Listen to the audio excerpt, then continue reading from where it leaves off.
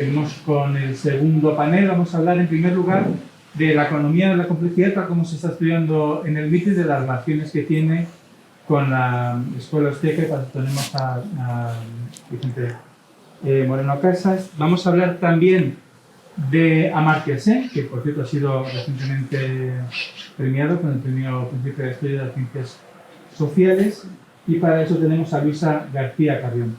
También hablaremos, una propuesta de los elementos lógicos del estudio de la economía desde el punto de vista de la catalaxia, y para eso tenemos a Javier Muñoz de la Cuesta, y vamos a hablar de Hayek, pero de una obra que realmente no es de la más conocida suya, que es el orden sensorial. Vamos a estudiar la psicología de Hayek y lo haremos desde Colombia. Vamos a conectar con Colombia para ello y hablaremos con Catherine Flores Pinilla. Así que nada, cuando quieras, adelante. Genial. Pues bueno, muchísimas gracias a todos por estar aquí, también a los que estáis online. Y bueno, este año participo de nuevo en este congreso. Los años anteriores lo hice hablando sobre economía feminista y ahora he cambiado un poquito el palo de investigación y estoy yendo un poco más por la economía de complejidad, aunque bueno, si algunos me leéis en el Juan de Mariana, me da bastante por escribir de metodología. Pero bueno, algo tiene de relación, ¿vale? Así que bueno, lo que vengo a presentar hoy es un análisis de uno de los últimos, digamos, enfoques que existe sobre la economía del crecimiento y del desarrollo desde una perspectiva de complejidad que se está desarrollando en Harvard y el MIT, ¿no? Se desarrolló, es verdad, que como casi 10 años atrás, pero eso fue un poco el origen y a partir de ahora están desarrollándolo. Este enfoque lo he llamado The Harvard MIT Approach y lo que pretendo buscar pues, son las similitudes y las posibles implicaciones de esas similitudes que encuentro con la escuela austríaca. Como digo, no se constituye en muchos trabajos, sino que básicamente está todo concentrado, digamos, en esto que se llama The Atlas of Economic Complexity, que sacaron en el año 2013, la segunda edición, si no me equivoco, bueno, una revisada en 2014. Y si estoy hablando de complejidad económica, obviamente podremos referirnos a otras corrientes de complejidad económica que desarrolla teoría más abstracta. Hablo de Brian Arthur, Robert Axel, el enfoque de Santa Fe, incluso enfoques computacionales, Berkeley, Rosser, o sea, hay muchísima gente, pero está un poco desconectado este trabajo de esa corriente de complejidad previa.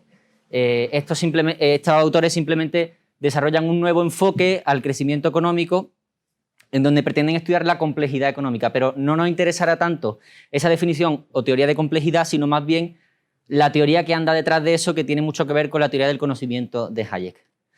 Sin más, pues presento lo que llamo el Harvard MIT Approach. Básicamente lo que pretenden buscar, en resumidas cuentas, es desarrollar indicadores de complejidad. Desarrollan varios, enfocados mucho a las recomendaciones de política económica. Para poder llegar a esos indicadores, primero parten de una teoría y una serie de suposiciones. Y estas son, la primera de todas, que el crecimiento económico proviene de la acumulación de conocimiento productivo. Eso ya puede sonarnos muy hayekiano en sí, ¿no? Además, también plantean que ese conocimiento es disperso y tácito, porque se encuentra incrustado en los productos que existen en la economía, también en las personas. Pero una vez que hablan de que ese conocimiento productivo es el origen de la riqueza, del crecimiento y el desarrollo económico, a la vez comentan también, ¿no?, que ese conocimiento no es nada si no se hace uso de él. ¿Cómo se hace uso de ese conocimiento? Pues a través de las interconexiones que existen en la economía entre agentes económicos, entre otras cosas, empresas, y por supuesto también pues, va incrustado en los productos. Ellos ponen el ejemplo de la pasta de dientes, ¿no?, que no hace falta saber qué compone, no hace falta tener conocimiento de cómo se fabrica esa pasta de dientes ni los componentes químicos que hay para poder usarla y beneficiarse de esa pasta de dientes. Al final identifican que la riqueza de ese conocimiento no es tanto a que nosotros seamos más inteligentes a nivel individual, sino que se debe a una cosa, bueno, que ellos denominan, y también algunos austríacos, sobre todo Hayek, la idea de ese proceso social de aprendizaje. El conocimiento se acumula de forma social, no individual, aunque podamos aprovecharnos a nivel individual de ello. Y se acumula, como ya digo, pues en distintas redes, interconexiones entre agentes económicos. Desde ese punto de vista, habiendo puesto el foco en lo que sería el conocimiento tácito, ellos directamente se dirigen a la noción de capacidades, las capacidades que tienen los agentes económicos. Y esas capacidades las entienden, ¿no?, como, digamos, pequeños bits, digamos, de conocimiento tácito que tiene cada agente económico, y que, por tanto, al ser tácito es muy difícil de trasladar, ¿no? Cada agente económico, cada empresa sabe hacer determinadas cosas que otros no pueden, ¿no? Por tanto, cobra especial relevancia la idea de la especificación, la división del conocimiento, la división del trabajo y las relaciones, ¿no? En este sentido, interpretan los mercados como una red, como redes. Y al interpretarlos como redes, pues ocurre lo que llaman un problema, digamos, ¿no?, del huevo y la gallina. En el sentido de que nosotros primero tenemos, o digamos que tenemos el conocimiento productivo, pero ese conocimiento productivo, para poder ser real, debe de implementarse mediante interacciones entre los agentes económicos. Pero claro, esas interacciones también dependen de que exista conocimiento productivo. Por tanto, se preguntan, ¿qué viene antes, el conocimiento o las redes? Yo, desde mi punto de vista, podría decir que vendría antes el conocimiento productivo. Sin embargo, ellos creen que existe, a través del concepto de capacidades, ellos introducen el concepto de proximidad entre productos, entre bienes que existen en la economía, que se pueden fabricar con las mismas capacidades. Por tanto, lo que proponen es que para extender tanto el conocimiento productivo como la red de interacción entre los agentes, debemos de ponernos a fabricar productos para los que ya poseemos capacidades, ¿no?, aprovechando ese concepto de proximidad entre productos y que se deriva, ¿no?, de que comparten la misma capacidad para poder ser producidos.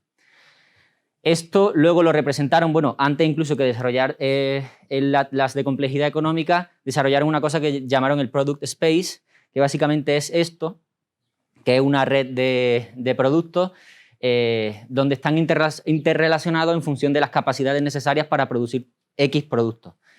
Aquí, para simplificar un poco todo y para hacerlo más fácil y para poder medirlo sobre todo, ellos recurren directamente a las exportaciones de un país. No se refieren a otro tipo de bienes. Eso puede tener muchísimas críticas, las que no voy a entrar ahora, pero directamente se refieren a las exportaciones que hace un país para intentar medir el grado de complejidad económica de ese país. Entonces, así representarían, digamos, pues todas las exportaciones de un país, y de esa forma, mediante ese espacio del producto, que es como llaman, podríamos ver cómo de compleja es la economía, siempre en términos comparativos, ¿no? ¿Cómo se puede apreciar eso? Pues se puede apreciar atendiendo a cómo de concentrado esté, digamos, la red. Cuántos nodos se interrelacionan, están próximos entre sí. Porque eso quiere decir que la economía es capaz de fabricar diversos productos con las mismas capacidades, o que tiene muchísimas capacidades para producir muchísimos productos que son también diversos. Eso implica que la economía es compleja. Pero no solo se quedan ahí, sino que introducen un segundo concepto, que es el concepto de ubicuidad, que básicamente lo que quiere decir es que un producto, si se hace en muchos sitios a la vez, en muchos países a la vez, seguramente sea porque no es muy complejo, ¿no? Por tanto, si un producto se fabrica en pocos sitios, en los pocos sitios donde se fabrique seguramente sean países con economías muy complejas.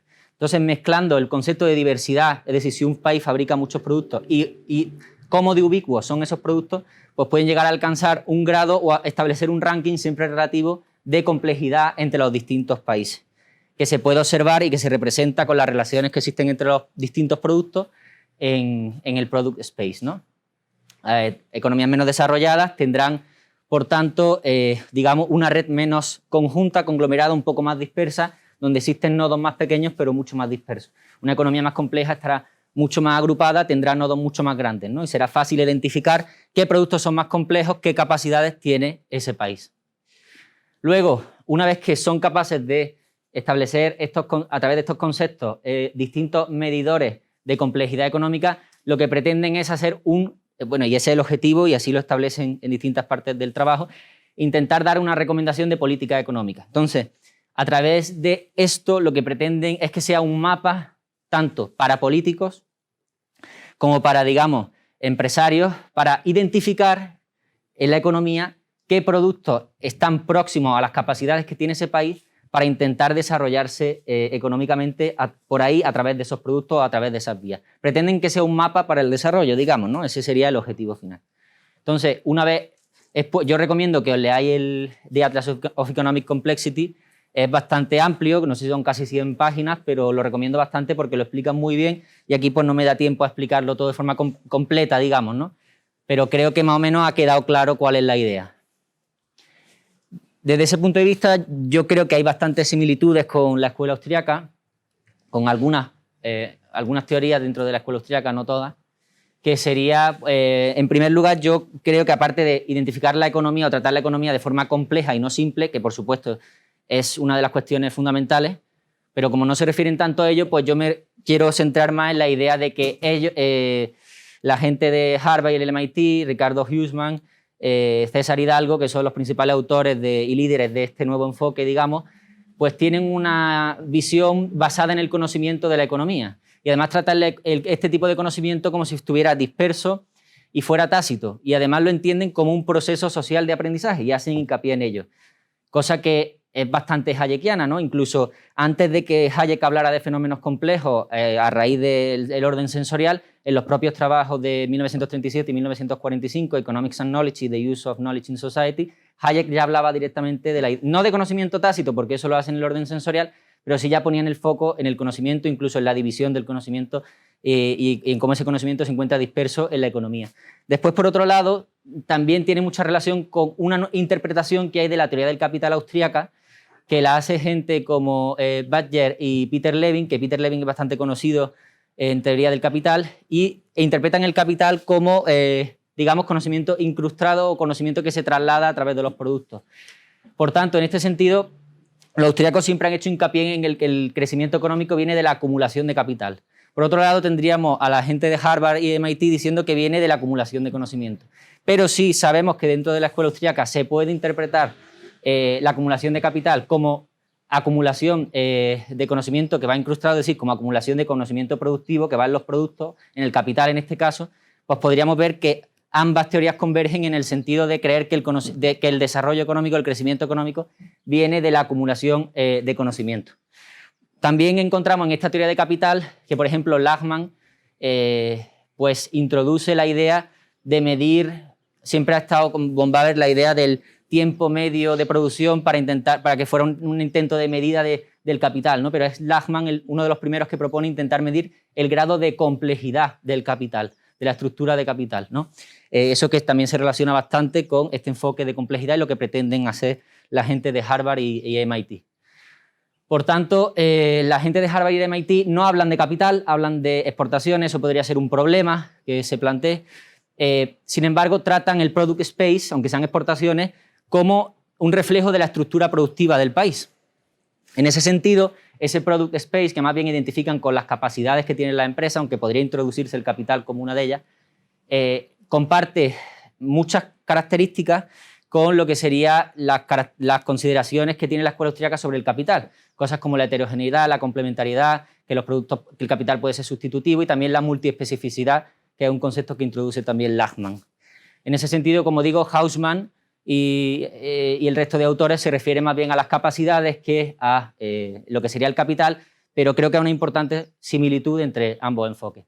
Y por último también, tanto lo que sería el enfoque de Harvard y MIT como algunos austríacos como Richard Langlois entienden que las capacidades constituyen el conocimiento tácito que, por ejemplo, se encuentra de nuevo incrustado en la empresa en forma de rutina, por ejemplo, ¿no? Entonces, es otra similitud que he encontrado entre ambos enfoques.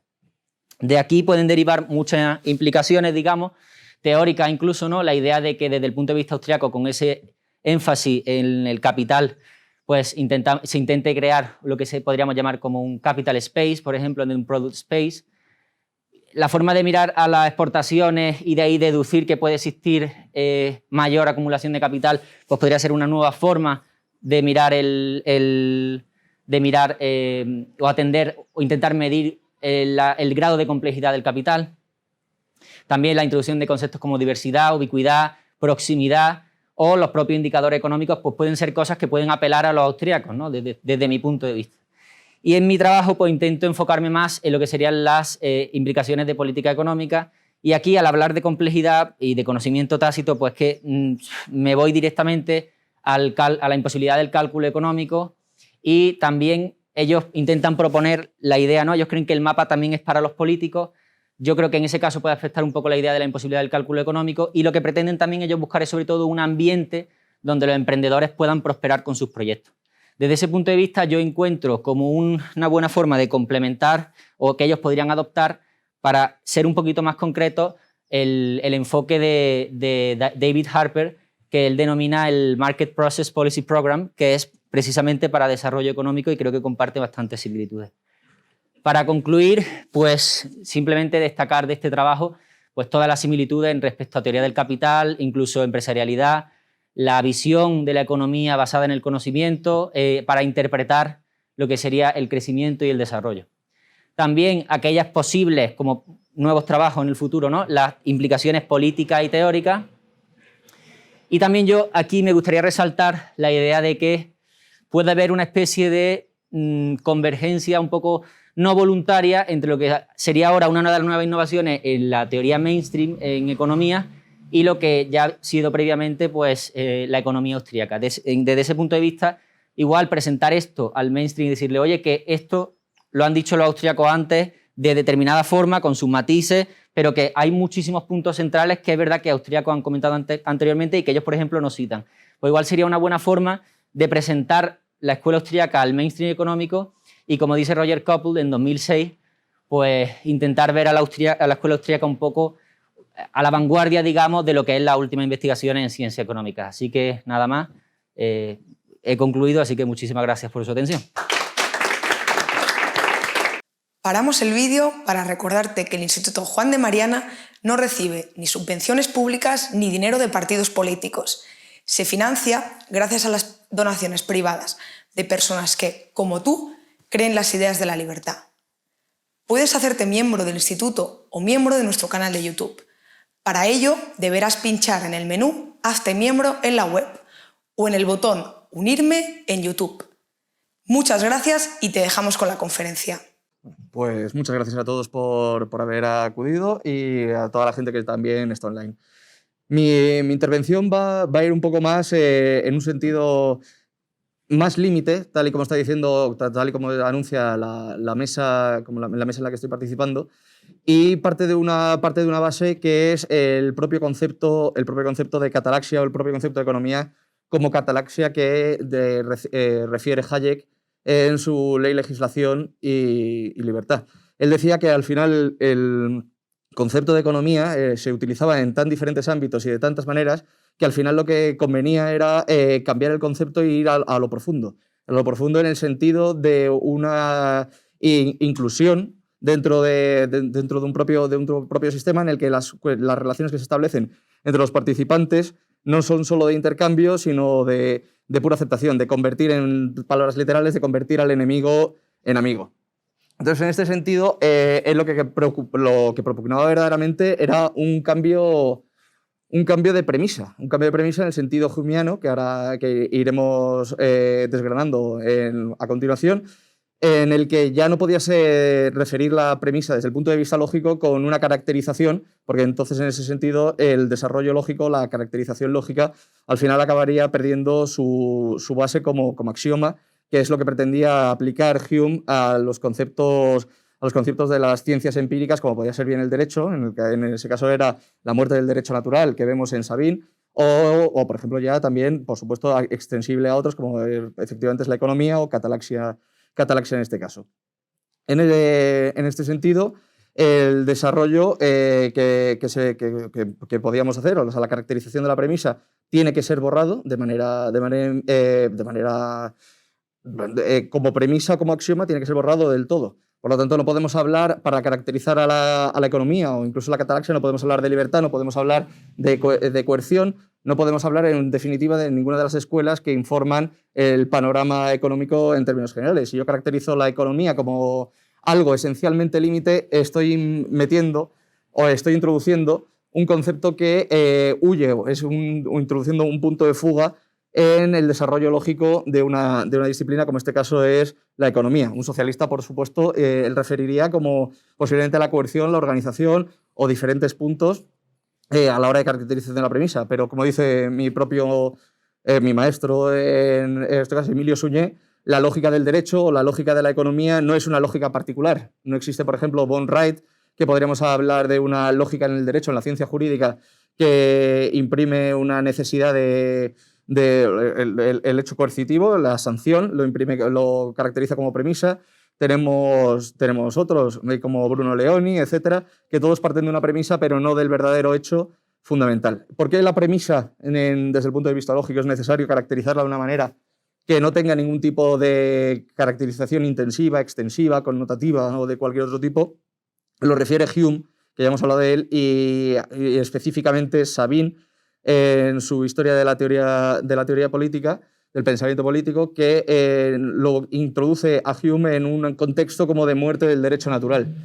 Este muerte del derecho natural, y es donde vemos aquí la frase vamos, él se refiere, por supuesto, al tratado de la razón humana. En el discurso lógico de las interacciones humanas o de las ciencias tipo del derecho, hay ciertos factores aberrantes que nos impiden hablar de un discurso lógico perfecto. El primero de todos ellos es atribuir ciertas cuestiones o ciertas leyes universales que evidentemente no podemos demostrar. Él estaba hablando de la muerte del derecho natural, pero lo hacía extensible a otro tipo de ciencias de carácter social o de ciencias de un cariz como lo que estamos hablando, el derecho o, por ejemplo, o la economía.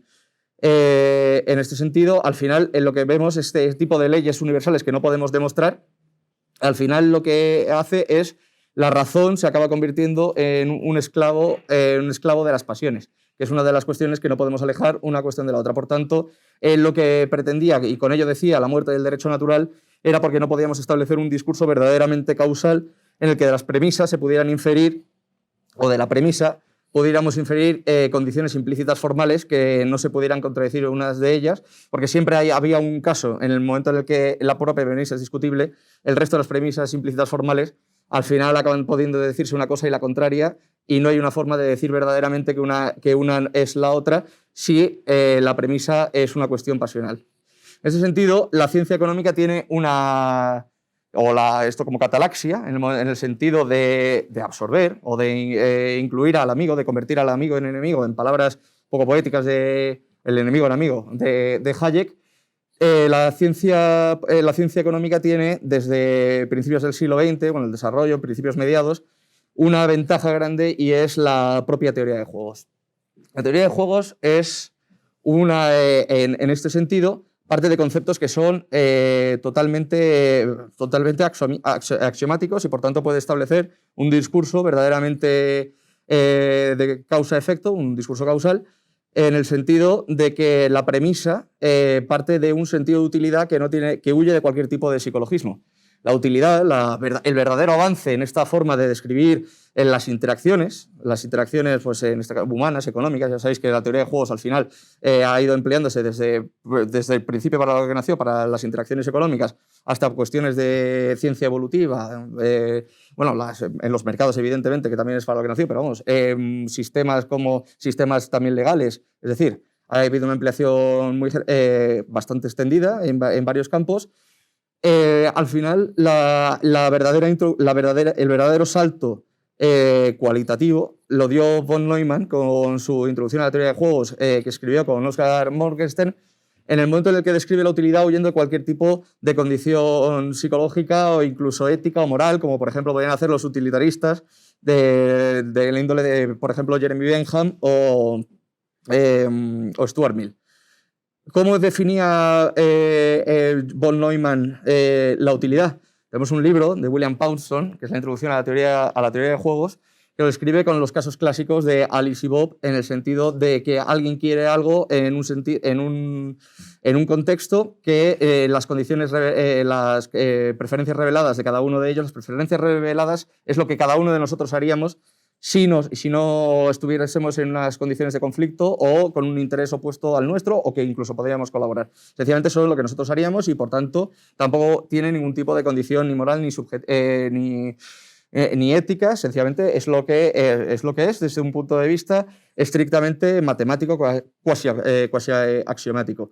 Von Neumann define el nivel de utilidad de cada una de las interacciones que estamos estudiando como lo que yo dejaría de hacer por mis preferencias reveladas, hasta el punto de querer hacer lo que estoy haciendo en ese sentido o en ese contexto, o bien de colisión entre intereses o bien de colaboración. En ese sentido, es un juego verdaderamente inteligente hacer esta descripción, porque nos permite que esta utilidad la podamos utilizar como premisa a la hora de caracterizar la catalaxia en el sentido de la aceptación. ¿Por qué? Porque estamos definiendo la utilidad por lo que es, por lo que no es.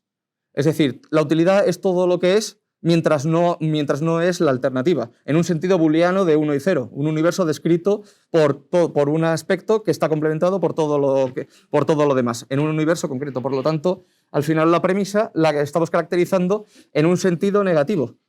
Y por tanto no existe absolutamente ningún componente ni de índole psicológico, moral, ético o de cualquier otra índole que al final acaba haciendo lo que Hume predicaba de las ciencias sociales, como su incapacidad de desarrollar un discurso verdaderamente causal, precisamente porque no estamos introduciendo ningún elemento caracterizado por intención, extensión o connotación. Sencillamente es lo que no es en un universo que es completo. Y ese es el verdadero avance que introduce von Neumann a la hora de caracterización de este tipo de cuestiones. Y por tanto, teniendo en cuenta este nivel de utilidad, ahí podemos empezar ya verdaderamente a buscar una premisa para lo que sería la economía como catalaxia. Si seguimos a Hayek, decimos que es la inclusión, no sencillamente la transaccionalidad, sino la inclusión en un verdadero sistema organizado. En ese sentido, desde el punto de vista de teoría de juegos, esa inserción de los intereses puros, que lo podemos llamar, de acuerdo con las preferencias reveladas, que se insertan en un juego más grande, que es un juego organizado y que lo podemos llamar el sistema económico, lo podemos llamar mercado, lo podemos llamar como queramos, en el que nos aceptan es el de cesión. Estoy cediendo mis preferencias reveladas por el mero hecho de participar. Y si os fijáis, ni siquiera lo he empezado a caracterizar. No lo he caracterizado desde un punto de vista intencional o subjetivo. Sencillamente, si participo es porque no estoy actuando de acuerdo con mis preferencias reveladas. Es decir, yo he cedido ese nivel de utilidad que mis preferencias reveladas, lo que estoy yo al margen de esa aceptación dentro del sistema, puedo llevar a cabo dentro de ello. Por lo tanto, al final vemos que ya existe una premisa, que es la premisa de cesión medida como lo que es como lo que no es. Perdona que sea tan filosófico en este aspecto, pero bueno, hay que ser un poco por temas de tiempo. Es por lo que no es. En ese sentido, tenemos una premisa y a partir de ahí podemos describir el resto de condiciones implícitas formales o la caracterización del juego. La caracterización del juego ya hemos visto que entran diferentes preferencias reveladas que están de acuerdo con estas normas. A partir de ahí es cuando ya podemos empezar a caracterizar ese juego, cuando ya podemos hablar incluso no solo de preferencias reveladas, sino de un punto de fuga de este sentido límite, como estamos diciendo, en el límite de la escuela austriaca, un límite, podemos subir y empezar a caracterizar cada una de las cuestiones. Antes de la huida de este límite, primero, en la caracterización lógica de lo que sería un sistema económico, o lo que podría ser un mercado, podríamos llamarlo como quisiéramos, tenemos que estas preferencias reveladas ya actúan de acuerdo con un tipo de normas, y que ese tipo de normas, guste o no, esa cesión lo que implica es que al final hay un tercer interés que funciona. El tercer interés no es ajeno a esas dos personas y el tercer interés puede ser el mismo sistema. Has constituido un sistema para algo que no tienes por qué definir, pero ese sistema para algo detrae un nivel de utilidad que es el que utiliza para que ambos dos sistemas, ambos dos intereses que están en colisión, al final alcancen un equilibrio. Ese equilibrio, que es forzoso, en teoría de juegos, en nuestro caso sería forzoso, en teoría de juegos hay un tipo de equilibrio que es una cooperación, esto es una cooperación directa o indirecta, pero esa cooperación al final tiene que llevar un equilibrio que es el equilibrio de Nash en teoría de juegos clásica. La única diferencia que nosotros tenemos es que ese equilibrio por la cesión que se ha producido a un tercer interés que vela por la conclusión de un acuerdo o de un equilibrio que responda a la finalidad para la que se ha constituido el sistema, de acuerdo con la premisa, al final ese sistema tiene que tener, ese tercer interés también tiene utilidad. Por lo tanto, es un equilibrio de Nash forzoso, en los que todo lo que no sea la utilidad que necesita ese tercer interés, el resto de los intereses que nosotros participamos pueden competir hasta el punto que nosotros queramos. Esa es la economía que nosotros consideraríamos de mercado, esa es la libertad que nosotros tenemos de competir, siempre de acuerdo con que existe un mercado, que es el tercer interés que se lleva su utilidad. Y al final, para que eso sea racional, para que sea perfectamente racional, nadie cede si al final va a perder. nadie se mantiene en un sitio si al final pierde utilidad. Si yo considerara que, de acuerdo con mis preferencias reveladas, siempre iba a ganar en cualquier tipo de interacción que pudiese llevar a cabo desde el punto de vista competitivo dentro del sistema, jamás participaría en el sistema, lo llevaría por otro lado. Mi interés puro nunca comportaría una cesión a ese tercer interés que regula y genera un equilibrio de Nash forzoso. Por tanto, tiene que ser racional.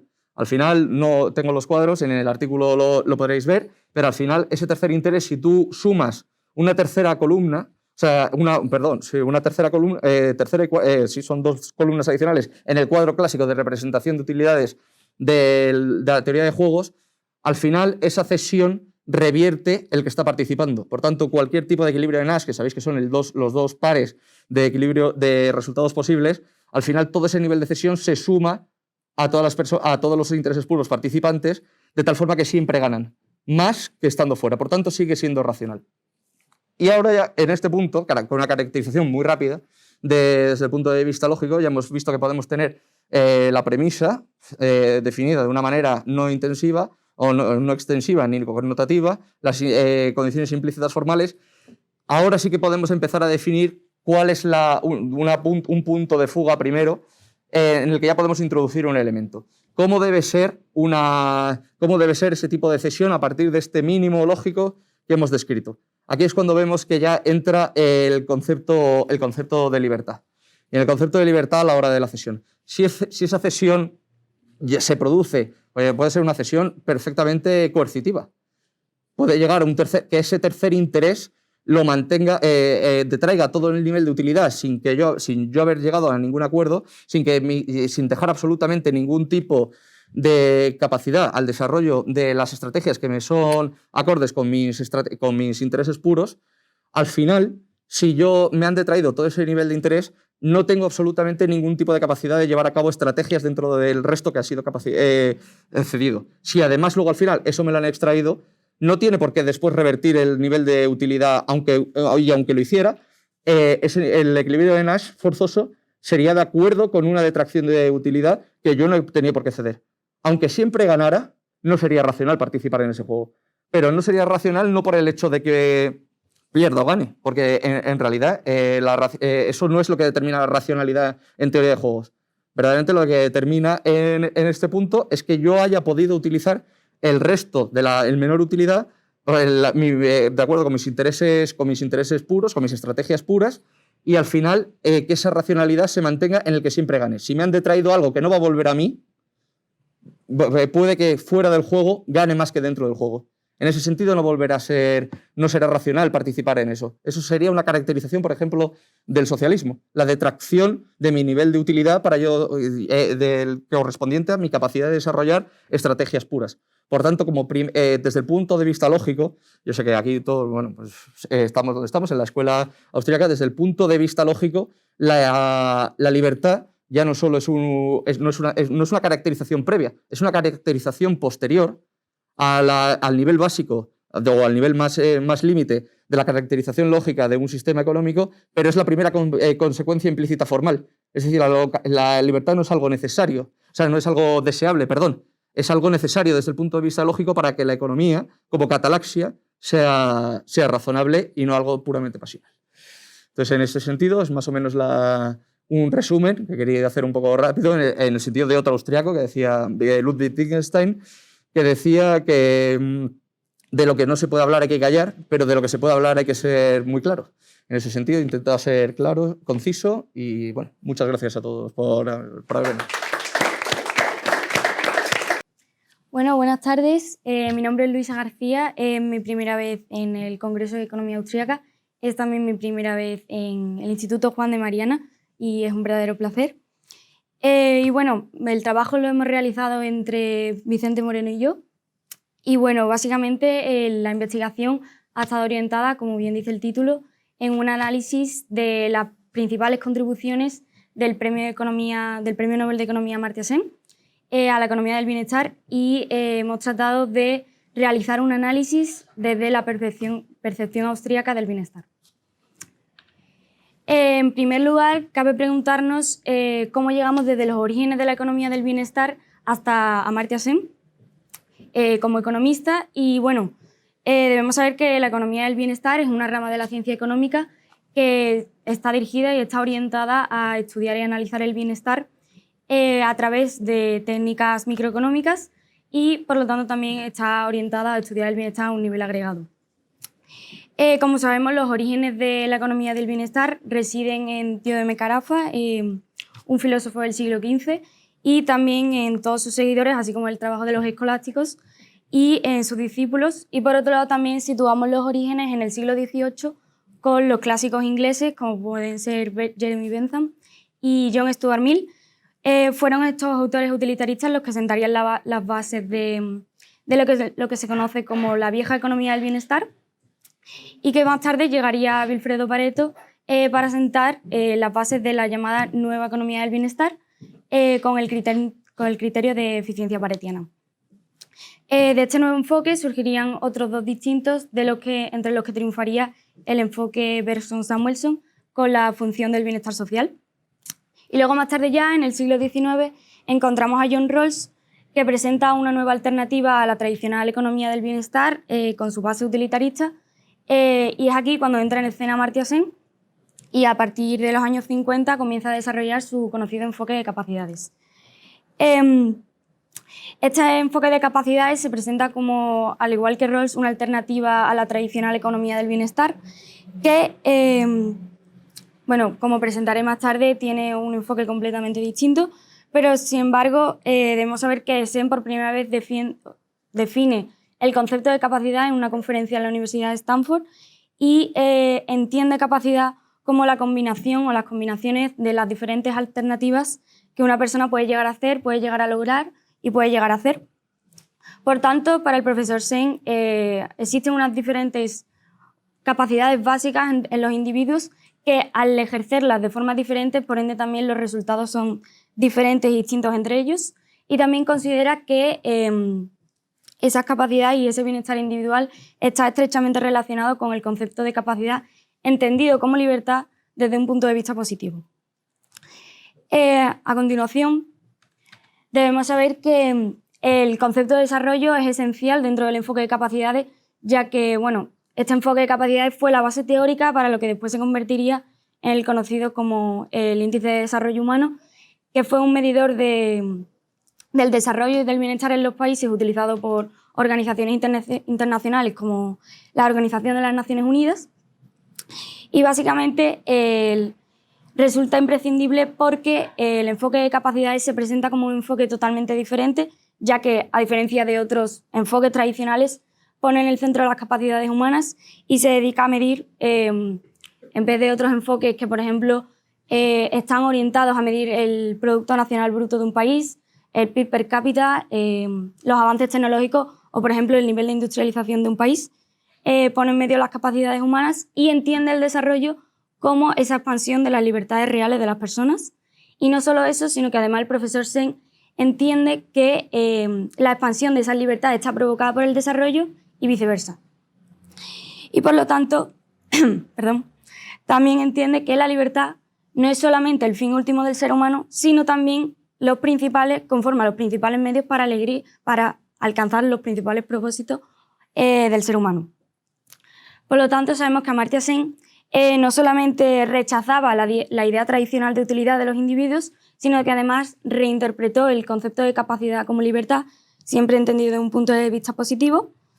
Y por lo tanto, cabe preguntarnos hasta qué punto Amartya Sen se aleja de ese ideario neoclásico para acercarse a una percepción austríaca del bienestar. Respecto al concepto de utilidad, Amartya Sen, como he dicho antes, provenía de unas generaciones básicamente asentadas en el utilitarismo y de hecho Sen entiende que los tres pilares principales son el consecuencialismo, la ordenación mediante suma y el bienestarismo, pero aún así realiza una crítica de dos de sus pilares fundamentales. En primer lugar, realiza una crítica de la ordenación mediante suma, ya que considera que no tiene en cuenta la distribución personal de la utilidad total y por lo tanto lo considera un indicador y una medición inadecuada para medir el bienestar, y por ello considera otra alternativa que es las comparaciones interpersonales de utilidad. Además, Sen lo que considera más adecuado sería hacerlo de manera parcial y no total. Y por otro lado, respecto a la crítica del otro pilar fundamental del utilitarismo, se mostró crítico con el bienestarismo, ya que consideró insuficiente su base informacional, ya que considera que los bienestares individuales, junto a otras puntuaciones, son también importantes para la evaluación social. Y por lo tanto, él decide ir mucho más allá del bienestarismo y considerar otros factores, como por ejemplo podía ser la felicidad, el placer o la preferencia revelada. Por lo tanto, como he dicho antes, a pesar de que Amartya Sen realiza una crítica del utilitarismo, adopta una posición consecuencialista paretiana, lo cual podríamos decir que ya lo aleja bastante de lo que sería una percepción austríaca, ya que los austríacos se muestran críticos tanto con el consecuencialismo como con el criterio de eficiencia paretiana. En primer lugar, con el consecuencialismo, ya que, por ejemplo, Hayek argumenta el argumento popperiano basado en la creación de información futura y por su lado el criterio de eficiencia paretiana no solamente lo considera como un error lógico, sino que además han surgido otras alternativas teóricas como la conocida teoría de la eficiencia dinámica de Jesús Huerta y Soto. Por lo tanto, se pretende ir más allá del bienestarismo, como he dicho antes, y considera el bienestar como utilidad. Esto frente a los austríacos resulta bastante chocante, ya que los austríacos directamente consideran que el concepto de bienestar es un concepto puramente subjetivo, que no puede ser ni comparado ni medido. Por lo tanto, desde ese punto de vista, entendemos desde la teoría de Rothbard que solamente tiene en cuenta los valores revelados bajo la acción humana elegida y, por lo tanto, como he dicho antes, lo considera un concepto subjetivo y sabe y asegura que el mercado es el nombre que recibe la motriz donde se producen los intercambios voluntarios entre los individuos y, por lo tanto, donde el bienestar propio aumenta dentro de la sociedad. Y, por lo tanto, en este punto vemos cómo Amartya Sen pretende acercarse a un punto de vista más subjetivista, pero aún así no abandona ese intento de formular una teoría con el que consiga medir o tratar de comparar diferentes capacidades y diferentes datos individuales. Sin embargo, podemos ver cómo, por ejemplo, Amartya Sen, cuando habla de bienestar, se refiere a las diferentes libertades sustantivas o capacidades para elegir la vida que un ser humano o un individuo tiene razón de valorar. En este sentido, podemos ver cómo aquí suena bastante similar a lo que dice Mises de donde no hay esclavitud, el hombre, la vida humana y la salud son res extra commercium. En una sociedad de hombres libres, la preservación de la vida y la salud son fines, no medios. Por lo tanto, tanto Amartya Sen como Mises hablan de valores y de fines, conceptos que son ambos puramente subjetivos, pero en este caso Amartya Sen hace un pequeño hincapié, ya que diferencia y considera que el conjunto de capacidades es un conjunto no definitivo, y no solo eso, sino que además es algo contextual que depende de la situación concreta individual y que debe estar sometida al debate público y que depende de los juicios humanos. El entender las capacidades desde un punto de vista más bien intersubjetivista, como hace Amartya Sen, choca también con la percepción puramente subjetivista de los austríacos, ya que además en un hipotético intento de acuerdo teórico entre los austríacos y Amartya Sen veríamos varias objeciones por parte de los austríacos, en concreto veríamos dos principalmente. La primera, ya que el hecho de poder determinar una serie de capacidades concretas entre tantas posibilidades que existen para los austríacos estaría directamente relacionados con problemas como el teorema de la imposibilidad de Arrow o, por ejemplo, el problema de la información con la imposibilidad del socialismo. Y, en segundo lugar, con el factor temporal, ya que los austríacos tendrían que determinar cada cuánto tiempo tendrían que revisarse ese conjunto de capacidades que se fijan y que serían aceptadas desde un punto de vista intersubjetivo. Sin embargo, a la postre seguiríamos sabiendo que estos no tienen una validez universal.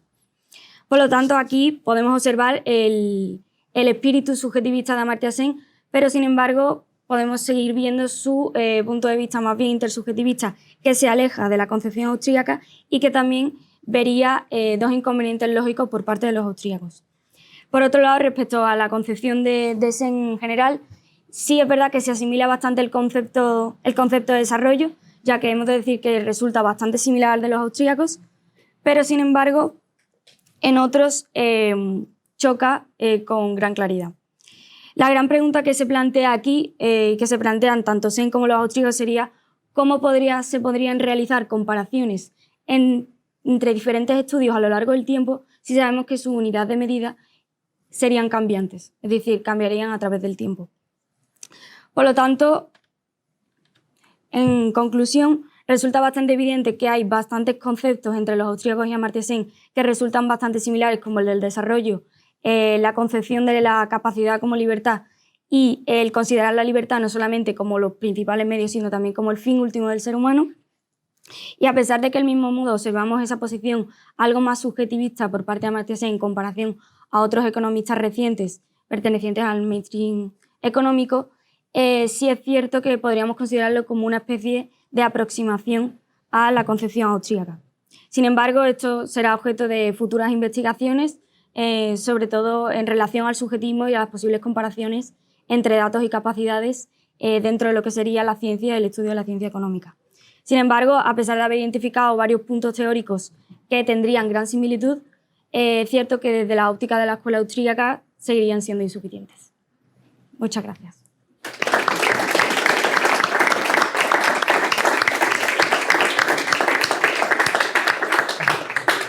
Teníamos prevista una cuarta charla, pero no se ha podido conectar, entonces sí, os parece que damos paso a preguntas.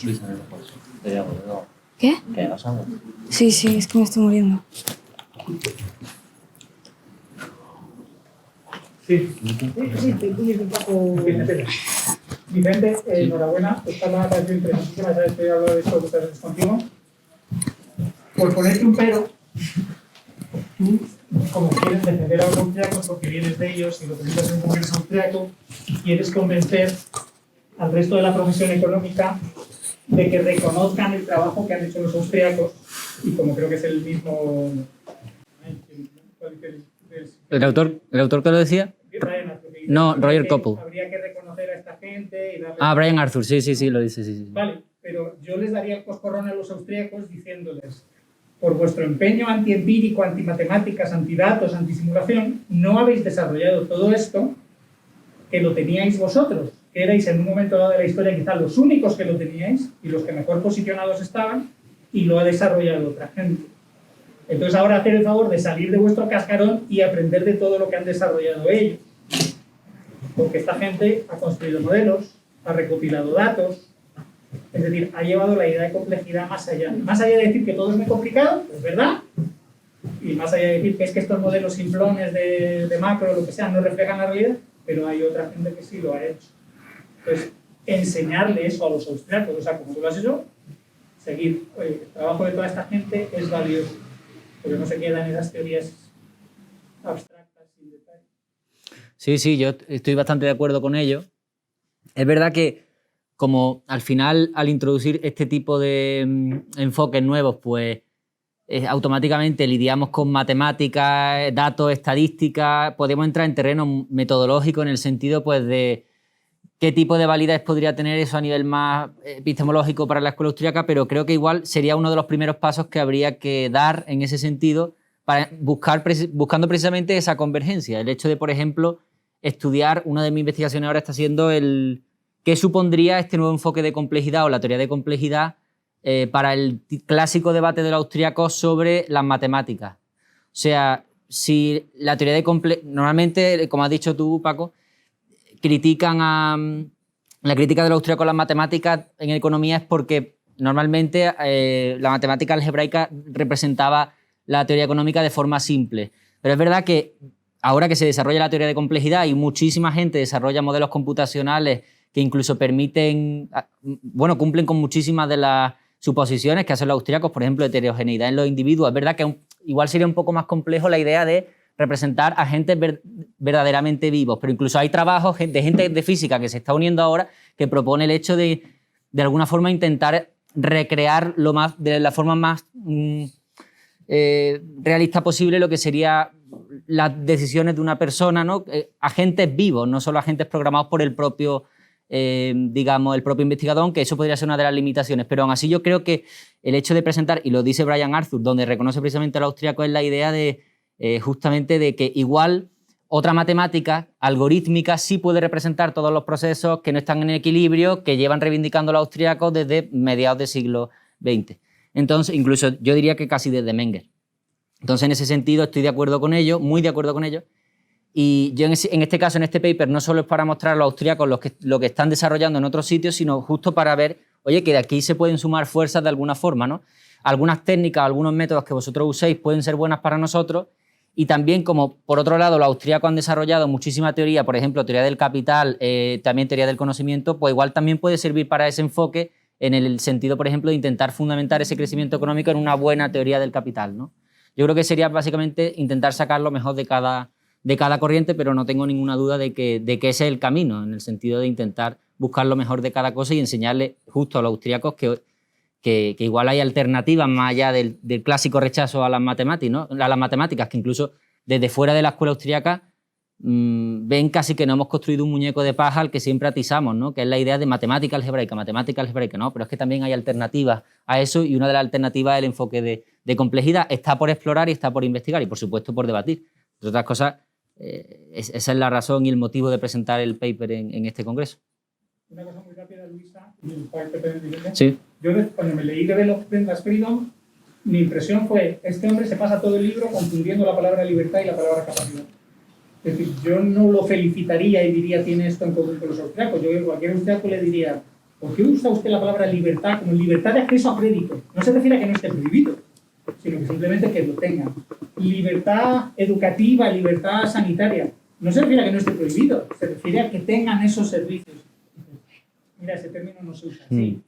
Sí, sí. O sea, unas veces usa la palabra capacidad y ahí de acuerdo, pero libertad, lo siento. No. Sí, sí, es cierto. Nosotros, si quieres decir algo. A ver, yo quería decir que sí es cierto que por eso he hecho hincapié en sí el argumento del tema de la libertad de Amartya Sen, de que siempre lo trata de un punto de vista positivo, o sea, no de un punto de vista negativo. Y por ello, además de eso, una cosa que no he dicho, se me ha olvidado decir, es que Amartya Sen diferencia entre dos palabras que son capacidad, por ejemplo, en el término español, en el castellano. Sin embargo, hay que hacer diferencia entre lo que sería capability y lo que sería capacity, que capability es lo que considera Amartya Sen y es lo que trata realmente como capacidad, por ejemplo, en la obra que has dicho, de poder llegar a ser, no capacidad de hacer. O sea, hay una diferencia y en inglés se entiende mucho mejor. Y por eso, está estrechamente relacionado, si es verdad, que es lo que tú dices exactamente, y es el gran error de Amartya Sen, y por eso realmente su posición dentro del campo económico no queda muy claro, y por eso, de hecho, por eso hemos realizado la investigación, ¿no? Porque quedaban como lagunas por tratar. Sí, pero yo el único matiz que quiero hacer es que nosotros no hemos entrado tanto a debatir su concepto de libertad, porque incluso ya nos metíamos en terreno fuera de lo económico casi, sino nos interesaba más la idea de desarrollo como capacidad. Y ahí igual sí podíamos encontrar una relación con más austríacos, digamos. Bueno, aunque tampoco lo dicen mucho. Entonces ahí sí podíamos encontrar una relación más con los austríacos, que en el concepto de desarrollo y no en el concepto de libertad en sí mismo, ¿no? Entonces en el concepto de desarrollo sí, pero el de libertad pues no tanto. Sí, no sé. ¿Puedo? Vale. Sí. ¿Quién va? Sí. Vale. Pues enhorabuena a todos vosotros. Y sobre el tema de la relación entre la matemática y la economía, podemos explicar eso de una manera sencilla. Matemática es una herramienta muy útil para explicar la historia económica.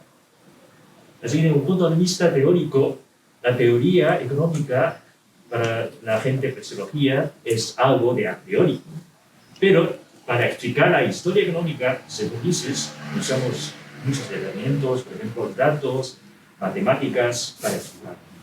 Y según el profesor Peter Klein, y es uno de los mejores del tema de empresarial, publica montones de papers, y según él, de verdad los austríacos son muy buenos para hacer la explicación de la historia económica. porque tenemos la mejor teoría, o por decir, la mejor modelo económico. Eso siempre, de verdad, los austríacos nunca rechazar los estudios empíricos. Un ejemplo es el reciente Vicente y el profesor Estuardo Soto y yo tenemos un paper sobre la energía renovable de un punto de vista de free market environmentalism. Usamos la teoría de free market environmentalism para explicar por qué algunos países europeos ya tienen la mejor innovación de la energía renovable que los países como España, que tienen muchas regulaciones. Y el paper básicamente ya está aceptada por una revista científica de indicadores muy altos y ya publicará pronto. De este paper usamos muchos datos. Vicente ha trabajado muy duro este enero. Yo casi estaba haciendo bullying a él. Y discutimos muchos cómo usamos los mejores datos para demostrar eso. Así que pronto vosotros todos podemos ver este paper. Así que hay muchas relaciones. Y luego es una pregunta sobre el tema de complejidad, porque Vicente y yo y otros investigadores estamos haciendo algunos proyectos científicos para las revistas de tema complejidad. Y una pregunta es que, ¿qué tú piensas sobre la relación entre complejidad y el tema de la función empresarial? Porque Mises dice que the entrepreneurs are the driving force of the market economy. ¿Y cómo vemos eso? Y también, según el profesor Foss y el profesor Klein, cómo los empresarios siempre están tomando sus decisiones bajo incertidumbre. ¿Cómo conectamos el tema de complejidad y la teoría de función empresaria sobre el judgment, decision making, uncertainty y la teoría de capital de los austríacos? Porque los austríacos son de la única, entre toda la ciencia económica, que la única que tiene la teoría de capital. ¿Cómo podemos juntar los temas? Pues muchísimas gracias por tu aportación. Y yo creo que la función empresarial, al final, yo creo que por un lado podríamos ir tanto por la idea de... Hay dos cosas fundamentales para el enfoque de complejidad de lo que sería lo que engloba la función empresarial, que por un lado sería la creatividad y por otro lado también la incertidumbre. Yo creo que la incertidumbre es fundamental para poder definir lo que consideraríamos el ambiente en el que se mueven los individuos. Y la creatividad empresarial podría apelar un poco a una de las características fundamentales de cualquier modelo de complejidad, que es la heterogeneidad entre los individuos, ¿no? El hecho de considerar normalmente, como nosotros hacemos, muchos austríacos hacen, ¿no?, que los individuos son creativos, quiere decir seguramente que hay algo de conocimiento tácito en ellos que en sí no es replicable por los demás, ¿no?, que le permite aprovechar ventajas que el resto lo tiene. En sí, que marca una característica diferenciadora. De ahí igual puede estar un poco más conectado con una de las características fundamentales de sistemas complejos, que es la heterogeneidad de los agentes, ¿no? También una de las 6 características de un enfoque de complejidad, que es el del Santa Fe Institute. Y después, por otro lado, la incertidumbre lo vería más bien como un elemento fundamental relacionado también con el conocimiento limitado de los propios agentes, con la idea de que no puede existir ningún controlador global del propio sistema económico, que es una de las características implícitas de un sistema complejo también, para, por ejemplo, el enfoque de Santa Fe. Y sería, digamos, una especie de condición relacionada con el conocimiento de los individuos, con la limitada capacidad cognitiva, lo que llamarían bounded rationality, que es una de las innovaciones o una de las assumptions, digamos, dentro del enfoque de complejidad.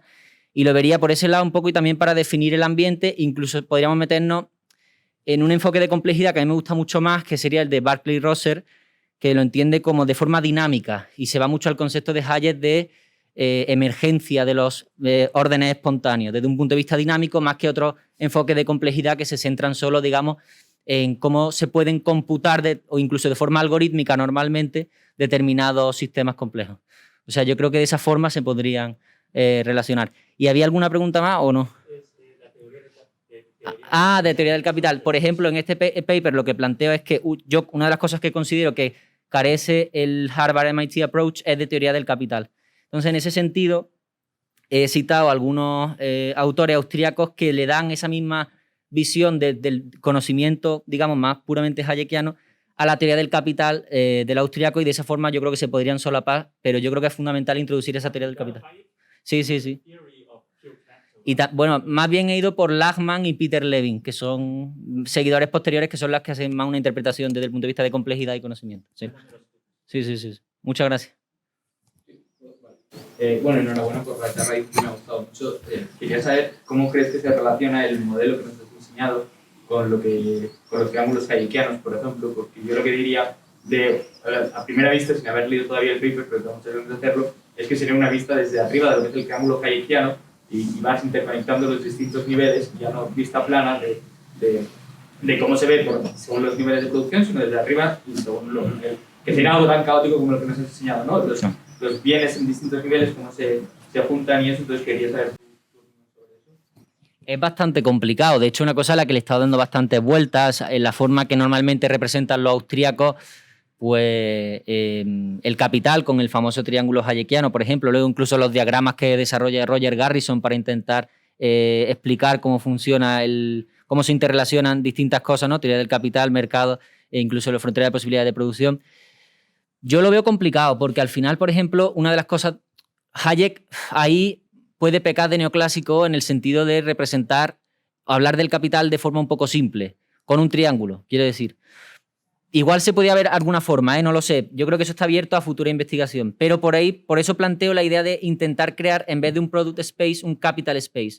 O sea, una forma también de representar en un modelo complejo, pues cuáles pueden ser las interacciones entre los bienes de capital. También hay una cosa que hay que tener en cuenta, que es el factor temporal, ¿no? Cómo se podría introducir el factor temporal dentro de una representación como la que acabamos de ver ahora mismo, ¿no? Pero yo creo, a ver, es verdad, una cosa que he pensado bastante y no sabría darte una respuesta de cómo se podría combinar exactamente, pero justo porque creo que es algo que está abierto a futura investigación. Sí, lo temporal, el elemento temporal es lo que te he añadido, que, bueno, por lo menos yo lo que he entendido es que los modelos estos, una parte de lo bueno que tienen, de las virtudes que tienen, es compararlos, ¿no? Claro, esa sería la cosa. Eso también es una de las virtudes de los triángulos hayekianos. Bueno, Ya. Si la economía se capitaliza más o menos, o si está entrando un ciclo, depende de los niveles, entonces, bueno, sí, Paco. Esta contribución es muy buena, porque esta gente no entra en el debate de... Es que lo has dicho, he estado a punto de decírtelo antes. Esta gente, cuando habla de capital, se refiere a bienes de capital, es decir, a su forma concreta.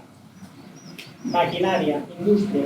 No se refiere tanto al concepto financiero de capital y no estudia tanto de dónde viene el interés. No entran en los problemas temporales, ni tanto de incertidumbre. Bueno, yo diría que no entran ni en capital, hablan de capability y punto, eso es lo que se refiere. Sí. Esta gente lo que va es contra los modelos neoclásicos de un solo bien en un periodo, dos bienes, dos periodos. Eso dicen, aquí es al extremo contrario. Si las economías complejas son miles, millones de bienes, y además posiblemente cambiantes, y ver su estructura con modelos simulados o con análisis empíricos y ver qué países son más ricos, y se ve que hay una correlación con complejidad. El paso siguiente a dar sería estupendo juntar eso con la teoría financiera de capital y dependencia temporal y cosas que hace Hayek que esta gente no hace. Sí, totalmente de acuerdo. Yo creo que sería el camino abierto justo que hay para futuras investigaciones en este sentido. Otra cosa es capital es un concepto subjetivo, no es un concepto objetivo, pero vemos los modelos famosos de los típicos textbooks de macroeconomía. Los economistas neoclásicos tratan capital es algo objetivo, como se llama, los materiales, pero epistemológicamente capital es algo subjetivo. Eso también es un...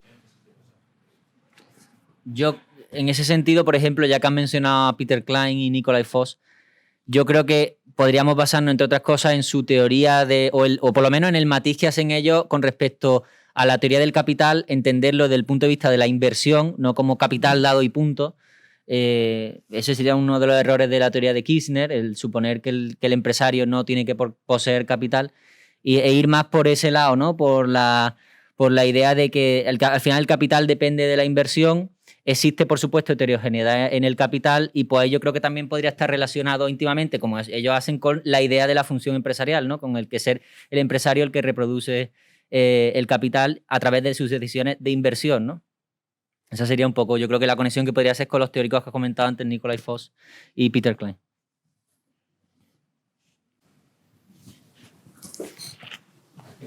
¿Más preguntas? Yo yo os animaría que escribáis algo sobre Amartya Sen para el instituto o así, ahora que le han dado el premio Príncipe de Asturias. Sí, sí. Sí, justo me lo voy a decir sobre algo. Estaríamos encantados. Así que nada, bueno, muchas Consultar, gracias. no sé si queréis consultar a Pedro Suárez, que lo tuvo de ¿Sí? profesor. Ah, sí, no lo Y sabía. ya le decía Sí, sí. lo mismo que os estoy diciendo. Yo, oiga, usted usa la palabra libertad de una forma rara. Sí, sí. Ya. Bueno, muchas gracias, chicos. Gracias.